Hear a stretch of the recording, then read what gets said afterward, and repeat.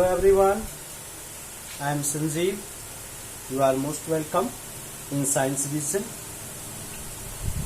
पिछले क्लास में हमने आपको बताया था एम्पियर के परिपथीय नियम के महत्वपूर्ण अनुप्रयोग। आपने अच्छे तरह से उस वीडियो को देखा भी होगा और समझा भी होगा। आज मैं आपको चैप्टर 7 विद्युत धारा के चुंबकीय प्रभाव का अगला टॉपिक चुंबकीय क्षेत्र की तीव्रता, चुंबकीय क्षेत्र की तीव्रता या सामर्थ्य के बारे में बताऊंगा कि चुंबकीय क्षेत्र की तीव्रता या सामर्थ्य क्या होती है। इसका अंग्रेजी होता है मैग्नेटिक फील्ड इंटेंसिटी।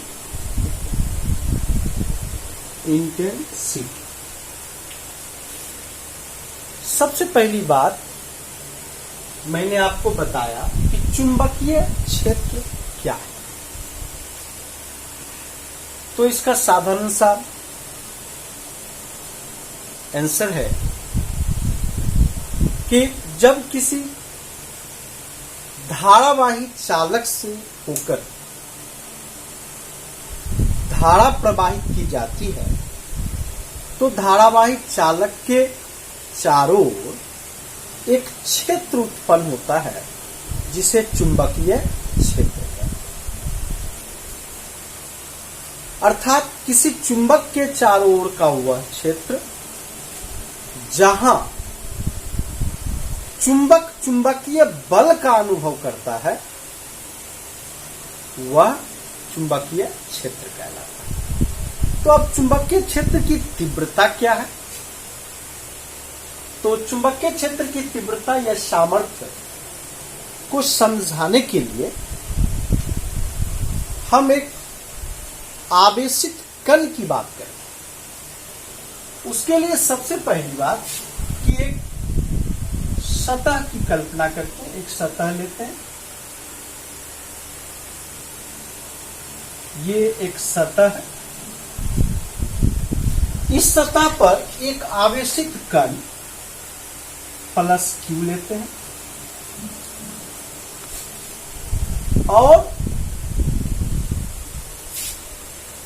इसका चुंबकीय क्षेत्र बी वेक्टर है और यह जो आवेशित कण है वह वी वेक्टर के वेग से गतिमान है। अर्थात एक आवेशित कण जिस पर आवेश प्लस क्यू हो और वह बी वेक्टर के चुंबकीय क्षेत्र में वी वेक्टर के वेग से इस प्रकार गतिमान हो कि वी वेक्टर और बी वेक्टर के बीच का कोण थीटा हो, तो उस आवेशित कण पर एक बल कार्य करता है जिस बल को हम लोग चुंबकीय बल कहते हैं। चुंबकीय बल कहते हैं। इसको फिर से समझिए कि जब, इसको मैं लिख देता हूं, इसको समझेंगे। जब कोई आवेशित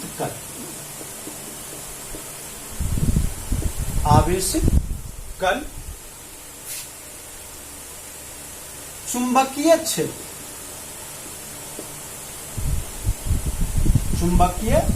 क्षेत्र वी वेक्टर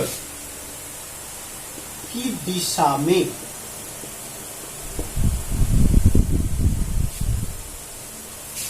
वी वेक्टर के वेग से इस प्रकार गति करता है, इस प्रकार गति करता है कि v वेक्टर और b वेक्टर के बीच का कोण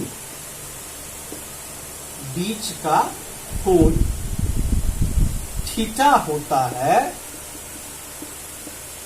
तो आवेशित कण पर एक बल कार्यरत होता है। इसे चुंबकीय बल कहते हैं। आपके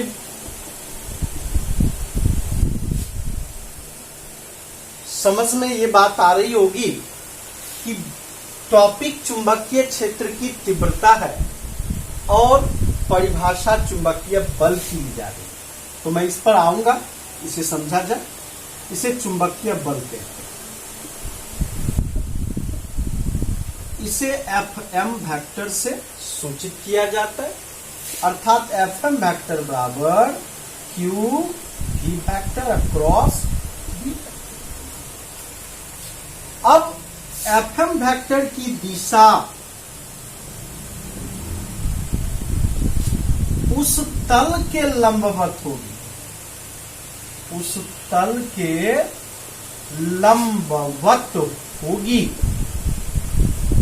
जिस तल में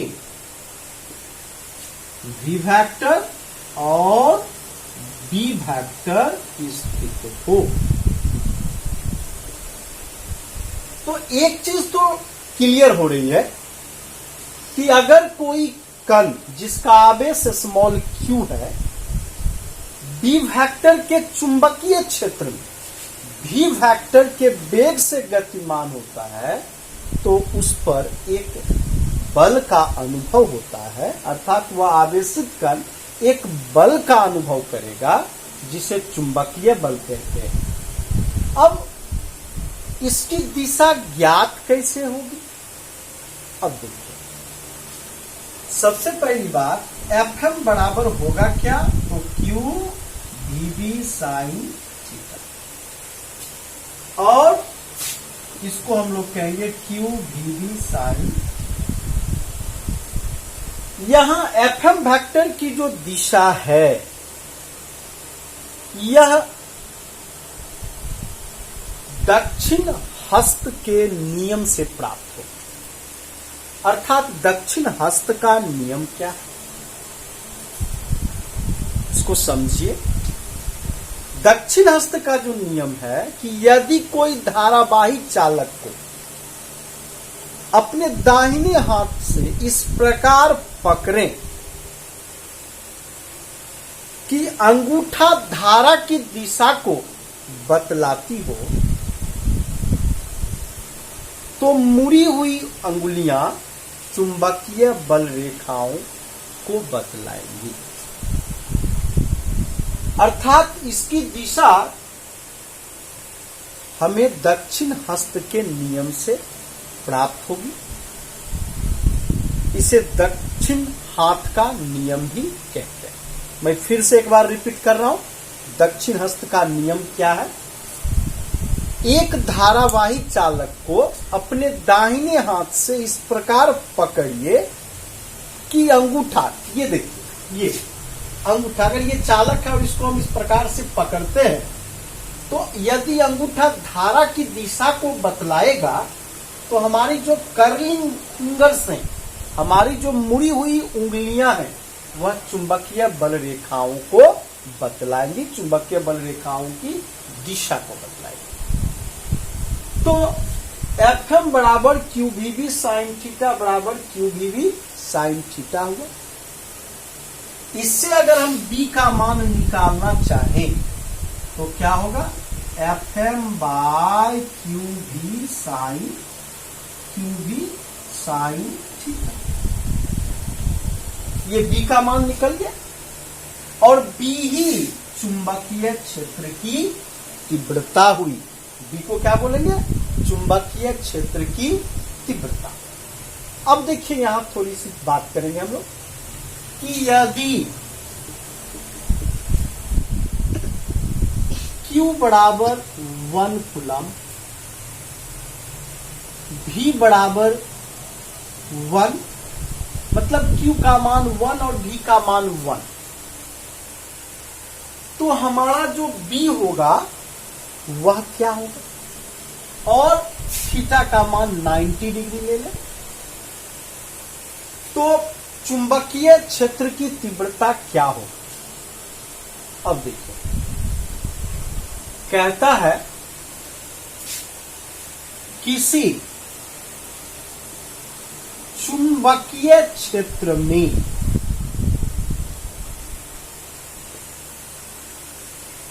समकोण में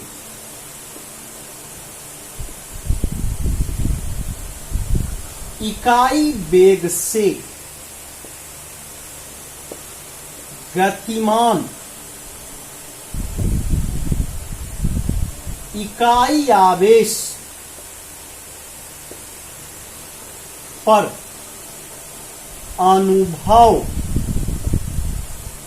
किया हुआ चुंबकीय बल, अनुभव किया हुआ चुंबकीय बल चुंबकीय क्षेत्र की तीव्रता कहलाती है। चुंबकीय क्षेत्र की तीव्रता कहलाती है। इसका यह मतलब हुआ कि प्रति एकांक आवेश पर आरोपित चुंबकीय बल चुंबकीय क्षेत्र की तीव्रता कहलाएगी।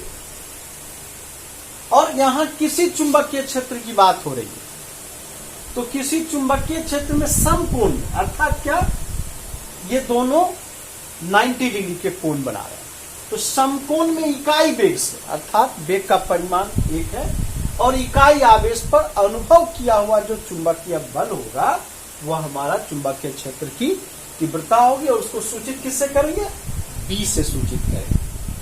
अब इसका SI मात्रक क्या है, CGS मात्रक क्या है, बीनीय सूत्र क्या है, इसकी चर्चा करेंगे। तो इसको आप नोट कर लें। अब मैं आपको बताऊंगा कि यदि हम आवेश धन आवेश Q लिए तब उसके पिक्चर क्या बने। अगर मैं ऋण आवेश Q लूं, अर्थात -Q आवेश लिया जाए, तो उसके कारण हमारा क्या रिजल्ट होगा। तो ये देखिए, एक तल ले लिया और इस तल में अगर हम -Q को लेते हैं, ये देखिए, +Q के कारण चुंबकीय बल ऊपर की दिशा में लग रहा है, लेकिन यही जब -Q हम लेंगे तो जो बल हमारा कार्य करेगा वह नीचे की ओर कार्य करेगा। ये B वेक्टर की दिशा को बतलाएगा और ये V वेक्टर की दिशा को बतलाएगा, और ये दक्षिण हस्त के नियम से चुंबकीय बल की दिशा प्राप्त होगी। तो आपकी मन में एक बात आ रही होगी कि दक्षिण हस्त का नियम क्या है। दक्षिण हस्त का नियम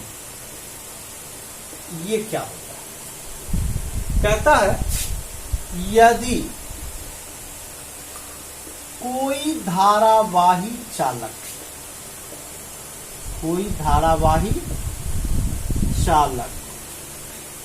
को दाहिने हाथ में या दाहिने हाथ से इस प्रकार पकड़िए,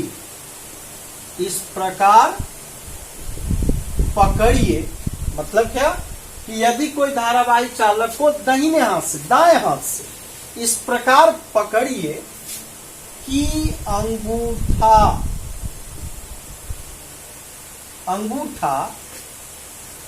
धारा की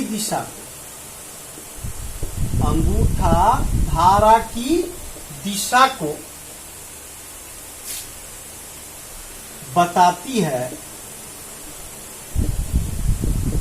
तो मुड़ी हुई उंगलियां, मुड़ी हुई उंगलियां चुंबकीय बल रेखाओं को प्रदर्शित करेगी। चुंबकीय बल रेखाओं की दिशा को प्रदर्शित करेगी। प्रदर्शित करेगी अर्थात यहां जो चुंबकीय बल की दिशा है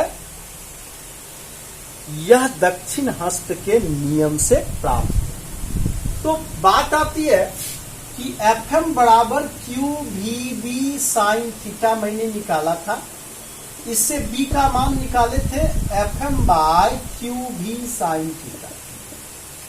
अब देखिए राशि तो ये हो जाएगी सदिश, राशि सदिश। क्यों? क्योंकि परिमाण तो है ही चुंबकीय क्षेत्र की तीव्रता, साथ ही साथ इसकी एक निश्चित दिशा हो। तो राशि सदिश SI मात्रक, SI मात्रक हो जाएगा न्यूटन प्रति एम्पियर प्रति मीटर। जब इसको आप सोल्व करेंगे तो न्यूटन प्रति एम्पियर प्रति मीटर होगा, या इसी को हम लोग कहते हैं टेस्ला, जिसको हम लोग T से सूचित करते हैं। अब देखिए यहां से, और इसके सीजीएस मात्रक भी होते हैं। सीजीएस मात्रक, सीजीएस मात्रक क्या है? इसका गॉस होता है। सीजीएस मात्रक को गॉस कहते हैं, गॉस। और एक गॉस का मान 10 पर पावर -4 टेस्ला के बराबर होता है।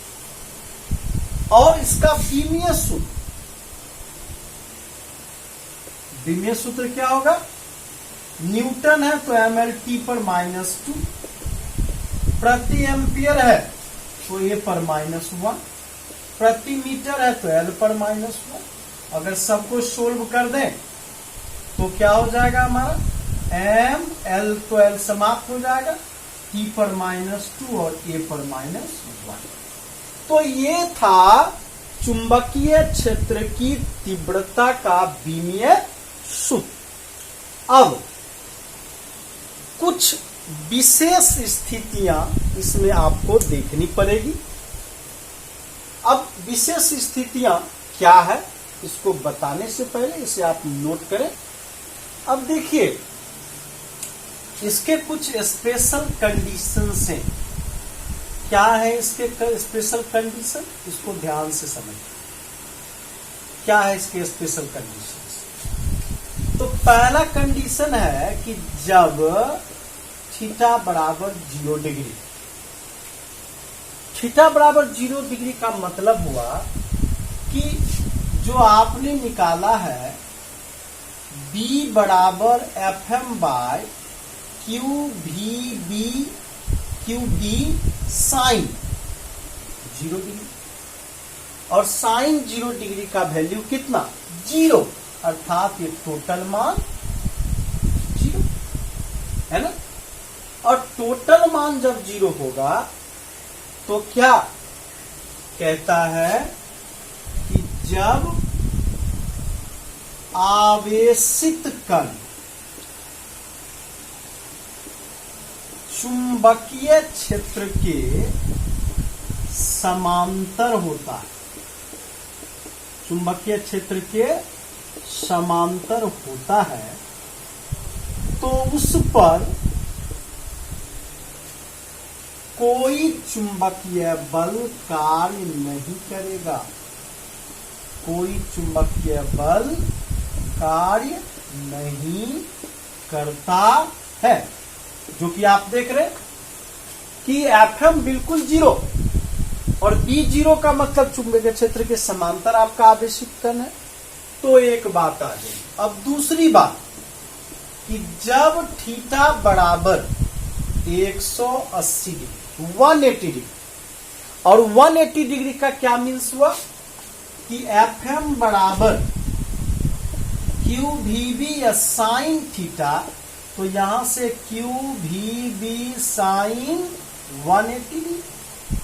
और जैसा कि आपको पता है कि साइन 180 डिग्री का मान भी शून्य ही होता है, अर्थात टोटल वैल्यू 0। और क्यों? क्योंकि साइन 180 डिग्री इक्वल टू 0। तो ये क्या बताएगा? जब कोई आवेशित कण चुंबकीय क्षेत्र के प्रति समांतर हो, एंटी पैरेलल, प्रति समांतर हो, विपरीत प्रति समांतर हो, तो उस कण पर चुंबकीय बल शून्य कार्य करता है, चुंबकीय बल शून्य आरोपित होता है या शून्य लगता है, चुंबकीय बल शून्य लगता है। तो एक चीज तो डिक्लेयर हो गई कि यदि आवेशित कण चुंबकीय क्षेत्र के पैरेलल हो तो भी no magnetic force be applied. और दूसरा कि अगर आवेशित कण चुंबकीय क्षेत्र के एंटी पैरेलल हो तो भी उस कण पर चुंबकीय बल कार्य नहीं करेगा। इट मीन्स मैग्नेटिक फोर्स शून्य हो जाएगा, 0 हो जाएगा। अब तीसरा जो केस है वो है कि यदि यदि v बराबर 0, इसका मतलब कि आवेशित कण चुंबकीय क्षेत्र में हो लेकिन उसका वेग 0 हो, तो क्या होगा? देखिए, तो Fm बराबर क्यू भी बी साइन थीटा, अर्थात इसका मान 0। क्यों? मैं बता रहा हूं आपको कि आवेशित कण चुंबकीय क्षेत्र में गतिमान होनी चाहिए, अर्थात उसका वेग होना चाहिए। अगर आवेशित कण चुंबकीय क्षेत्र में होगा लेकिन उसका वेग नहीं होगा, है ना, तो उस पर जो चुंबकीय बल कार्य करेगा वो शून्य करेगा, अर्थात no magnetic force be applied if charge particle is not moving. समझ में आ रही बात? तो जब वो मूव ही नहीं करेगा तो उसका चुंबकीय बल शून्य होगा। अब जो आपका केस है वो फोर्थ केस है, पहले इसको आप नोट कर लीजिए। चलिए अब हम लोग फोर्थ कंडीशन की ओर चलते हैं। फोर्थ कंडीशन क्या है? अब मान लीजिए कि यदि थीटा का मान 90 डिग्री हो, है ना, अभी आपने पढ़ा कि थीटा 0 हो, अर्थात v और b के बीच का कोण 0, v और b के बीच का कोण 180, उसमें तीसरा आपने देखा v0। और यदि v और b 90 डिग्री हो उनके बीच का कोण, तो क्या होगा? तो Fm इक्वल टू क्यू भी बी साइन 90 डिग्री, और साइन 90 डिग्री का मान क्या होगा? क्यू भी बी, और ये मैक्सिमम मैग्नेटिक फोर्स को बताएगा। और मैंने बताया भी आपको कि चुंबकीय क्षेत्र अर्थात जो आवेशित कण है, अगर वह चुंबकीय क्षेत्र में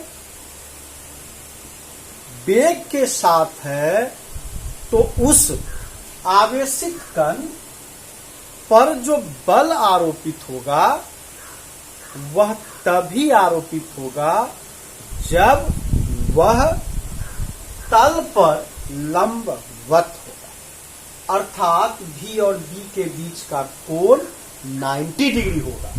अब देखिए इससे स्पष्ट होता है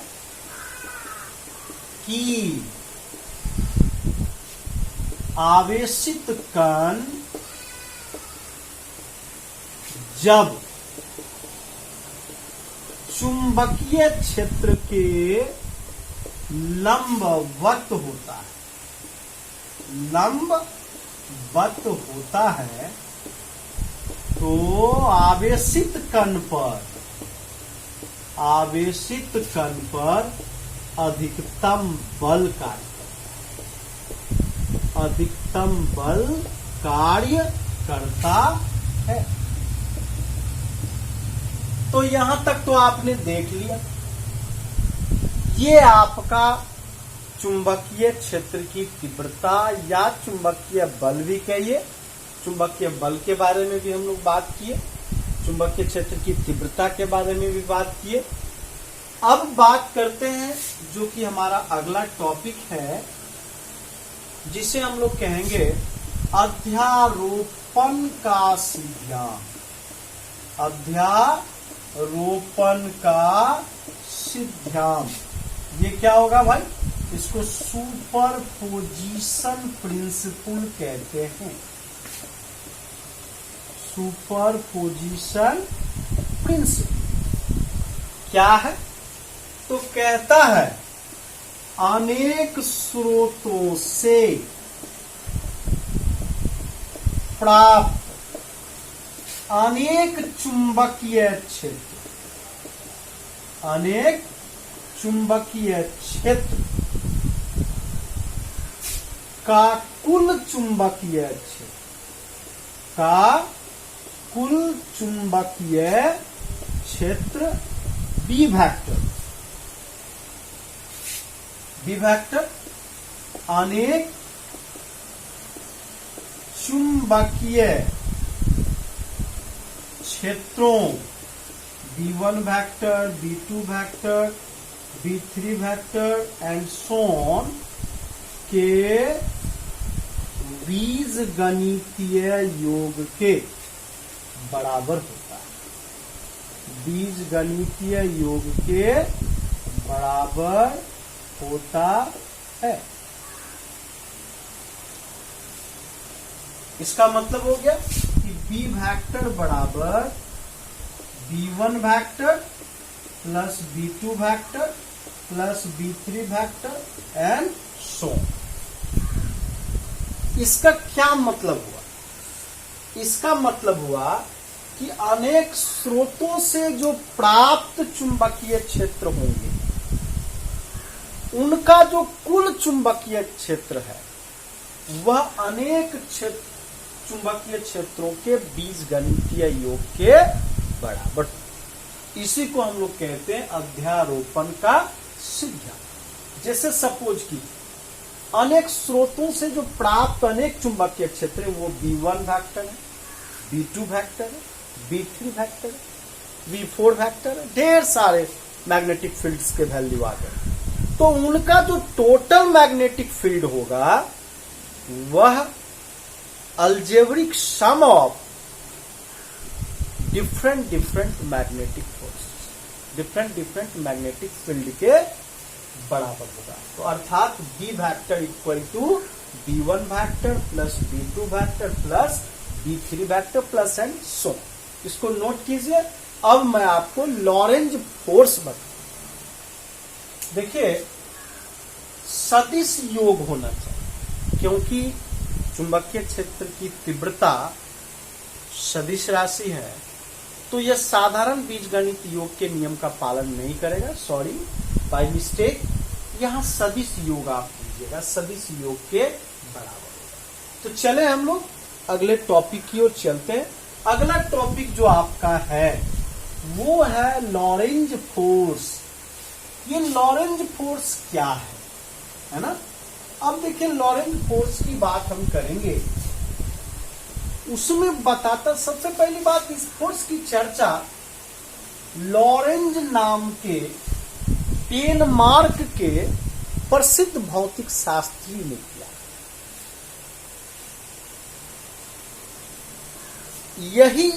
जो भौतिक शास्त्री हैं, जिसको हम लॉरेंज बोल रहे हैं, इन्होंने ही बताया था कि परमाणु पर आवेश होता है, अर्थात atom has a charge, atom consist charge, और इसी प्रयोग पर उन्हें नोबेल पुरस्कार भी दिया गया।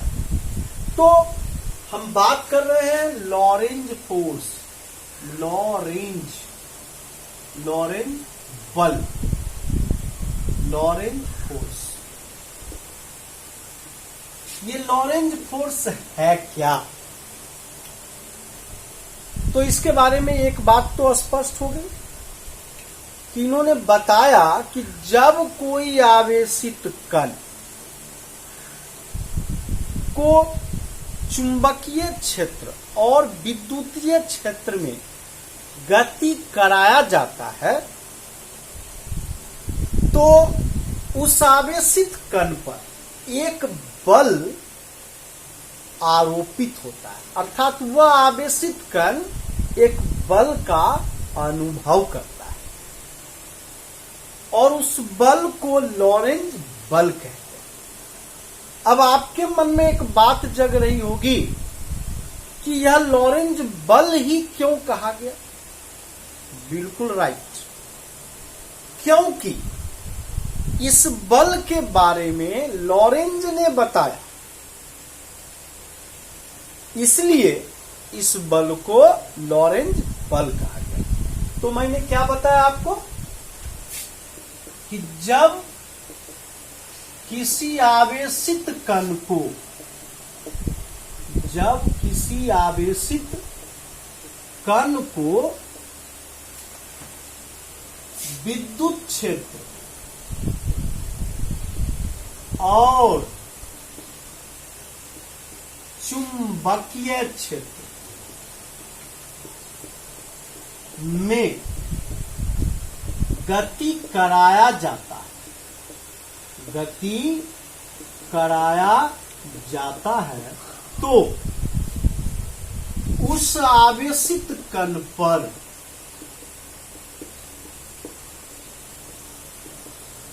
एक बल का अनुभव होता है, उस आवेशित कण को एक बल का अनुभव होता है, जिसे लॉरेंज फोर्स कहते हैं, लॉरेंज बल।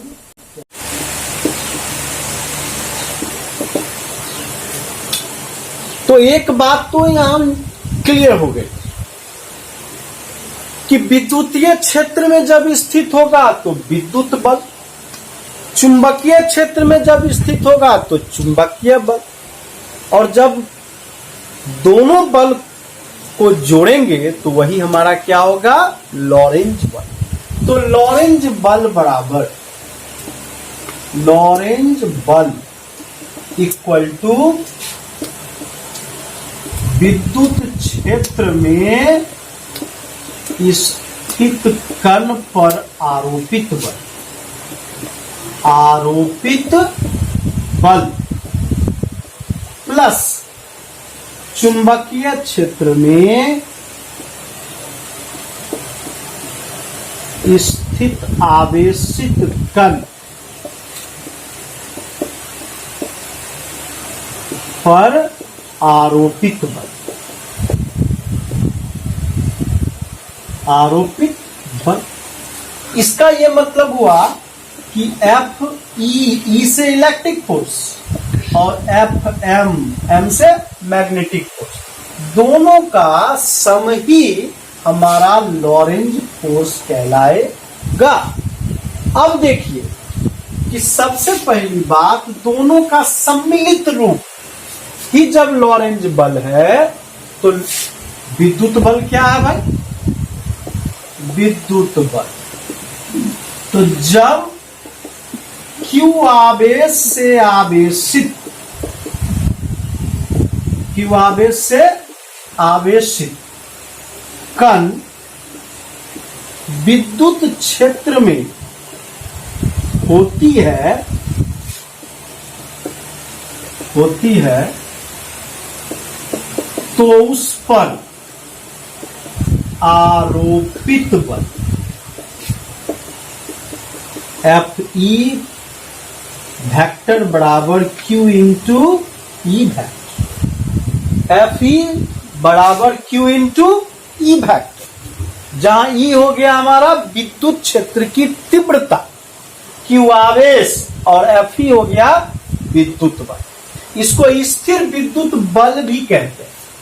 अब देखिए दूसरा चुंबकीय बल। चुंबकीय बल क्या है भाई? चुंबकीय बल है कि जब Q आवेश से आवेशित कण चुंबकीय क्षेत्र में गतिमान होती है, गतिमान होती है तो उस पर आरोपित चुंबकीय बल, उस पर आरोपित चुंबकीय बल क्या होगा भाई? तो Fm वेक्टर बराबर Q V vector across P vector. तो दोनों चीज हमने निकाला और इसको मान लेते हैं समीकरण 1। तो जो हमारा लॉरेंज बल होगा वह क्या होगा, है ना? तो इसको पहले आप चलिए, तो समीकरण 1 में, समीकरण 1 में क्या था? F वेक्टर बराबर Fe वेक्टर और प्लस क्या Fm वेक्टर। तो Fe वेक्टर का मान Q इंटू ई वेक्टर और Fm वेक्टर का मान Q into V vector cross V vector. चूंकि दोनों में Q है तो Q को कॉमन लेंगे, E vector plus V vector cross V vector, और ये किसके बराबर? F वेक्टर के बराबर होगा। तो इस प्रकार आपने देखा कि जब कोई आवेशित कण विद्युत क्षेत्र और चुंबकीय क्षेत्र दोनों में होता है तो उस पर एक बल का अनुभव होता है, या उसे एक बल का अनुभव होता है, जिस बल को लॉरेंज बल कहते हैं और जिसका मान F वेक्टर बराबर Q of E vector plus V vector cross B vector होता है। तो इसको नोट कीजिए। तो अब हम चलते हैं एक प्रश्न की ओर। प्रश्न है, कॉपर के प्रति मीटर क्यू में संग्राहक इलेक्ट्रॉनों की संख्या 8.0 गुने 10 पर पावर 28 है। 1 मीटर लंबाई तथा 8.0 गुने 10 पर पावर -6 मीटर स्क्वायर अनुप्रस्थ काट के क्षेत्रफल का कोई धारावाही कॉपर तार चुंबकीय क्षेत्र 5.0 गुने 10 पर पावर -3 टेस्ला के लंबवत रखा जाता है। तार पर लगने वाला बल 8.0 गुने 10 पर पावर 2 न्यूटन है।